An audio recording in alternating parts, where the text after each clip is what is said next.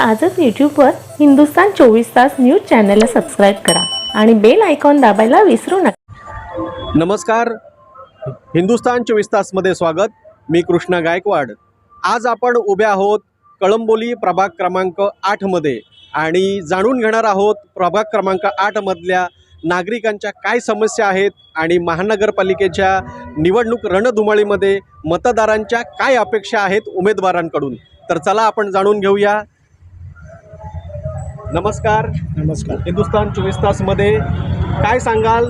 प्रभाग क्रमांक 8 मध्ये चुरशीची लढत पाहायला मिळते।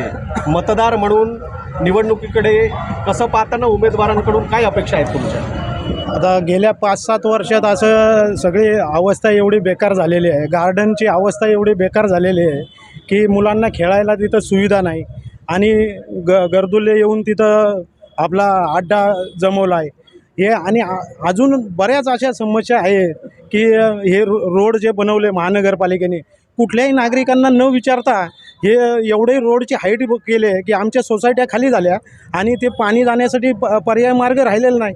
तरी हे करताना नागरिकांना विचारपूस केली पाहिजे होती, काही न करता हे एवढी कळंबोलीची बेकार अवस्था झाली आहे की काय बोलायचं काम नाही। ह्याच्यासाठी आम्ही नागरिकांमधनं उमेदवार उभा केला आहे आणि त्याला प्रचंड भावतांनी लोकांनी निवडून द्यावं, म्हणजे येणाऱ्या पुढच्या महानगरपालिकेमध्ये ते प्रश्न उचलू शकतात, हीच आमची अपेक्षा आहे। ज्येष्ठ नागरिक म्हणून आपण या उमेदवारांकडनं काय अपेक्षा आहेत तुमच्या आणि काय समस्यांचं निराकरण केलं पाहिजे, काय वाटतं तुम्हाला? समस्याचं निराकरण करायच्या अगोदर मी प्रथम एक प्रश्न मांडतो तुमच्यासमोर।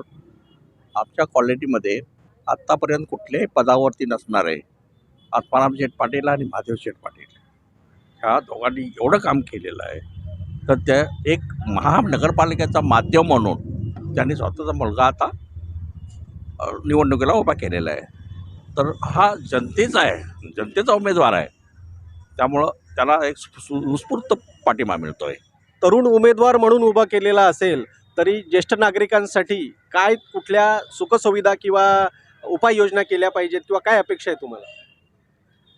ज्येष्ठ नागरिकांसाठी एक वाचनालय असावं किंवा एकत्र बसण्यासाठी एखादं ठिकाण असावं, तर निवारा असावा। निवाराचं ठिकाण त्याने जर शोधून दिलं ना तर चांगलंच आहे। तर बघूया निवडणुकीनंतर हे सर्व प्रश्न येणार आहेत आमच्यासमोर, पण हे करणार, हे आमचा उमेदवार करणार आहे आणि नगरपालिकेच्या माध्यमातून ते करून घेणार आहे। कळंबोली कामगार वसाहत म्हणून ओळखली जाते। दिवसेंदिवस कामगार वसाहत म्हणा किंवा नवीन वसाहती वाढत आहेत। पार्किंगच्या फार मोठ्या समस्येला इथं पाहायला मिळतंय। कसं पाहता तुम्ही पार्किंगच्या समस्या आणि काय निराकरण झालं पाहिजे? जब मैं कोलंबोली में पैर रखा हूँ 1986 नवंबर 28 को, तब भी से आत्माराम नामदेव पटेल के साथ मेरा दोस्ती हुआ है। लेकिन उस टाइम में कोई नगरपालिका नहीं था, कुछ नहीं था।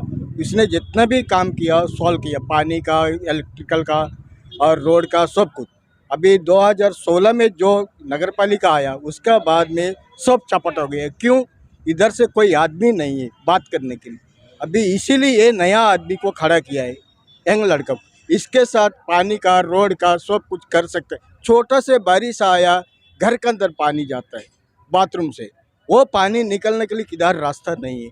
वो रास्ता कैसा निकलना है, पहले जो आदमी था उसने सोचा नहीं, अभी तक कुछ भी नहीं किया।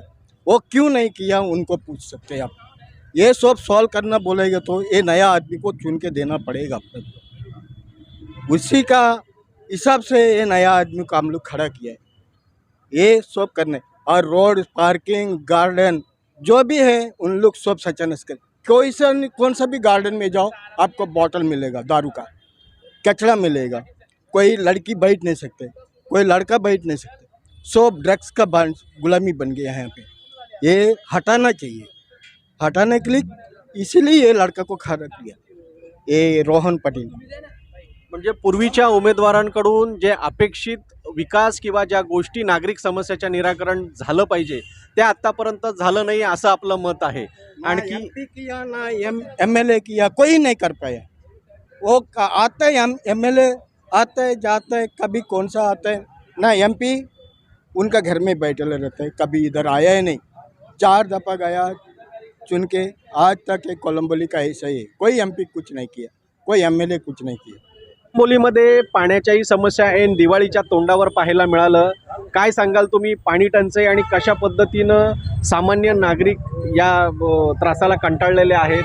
सामान्य नागरिक भरपूर आपलं कंटाळलेला आहे, कारण की ऐन दिवाळीत लोकांना अंघोळ करायला पाणी नव्हतं. एवढी दुर्दशा चालली आहे कळंबोलीत. आणि हे बोलतात की पाणी नाही, पण हे पाण्याचे टँकर विकतात आणि ते प्रत्येक सोसायटीला विकत घ्यायला लागतात. एवढी बेकार परिस्थिती चालली आहे. आणि हे जे आपलं आहेत ते सत्तेत बसलेले ते सांगतात की कळंबोलीत कुठलाच हे नाही आहे बोल, पाण्याचा मोठा आपला प्रॉब्लेम. आता आमच्या रोडपाली गावात 8-8 दिवस पाणी नसतो. कोणाला विचारायचं? ते आम्हाला त्या विकत घ्यायला लागतं. आम्हाला ते छोटे टेम्पो घेऊन ते पाण्याचे मागवायला लागतात. एवढी बेकार परिस्थिती आहे कळंबोलीची. कळंबोली रोडपाली झाली. म्हणजे सत्तांतर झालं पाहिजे अशी आपली अपेक्षा आहे का काय, किंवा काय कसं बघताय? हो, नक्की सत्तांतर व्हायला पाहिजे, कारण की आता हे जे सत्तेत त्यांना आता माज आलेला आहे. धन्यवाद. आपण पाहिल्या प्रभाग क्रमांक 8 मधील नागरिकांच्या समस्या. मी कृष्ण गायकवाड सोबत व्हिडिओ जर्नलिस्ट सूरज नागे, हिंदुस्तान 24 तास. यूट्यूबवर हिंदुस्तान 24 तास न्यूज चॅनलला सबस्क्राईब करा आणि बेल आयकॉन दाबायला विसरू नका.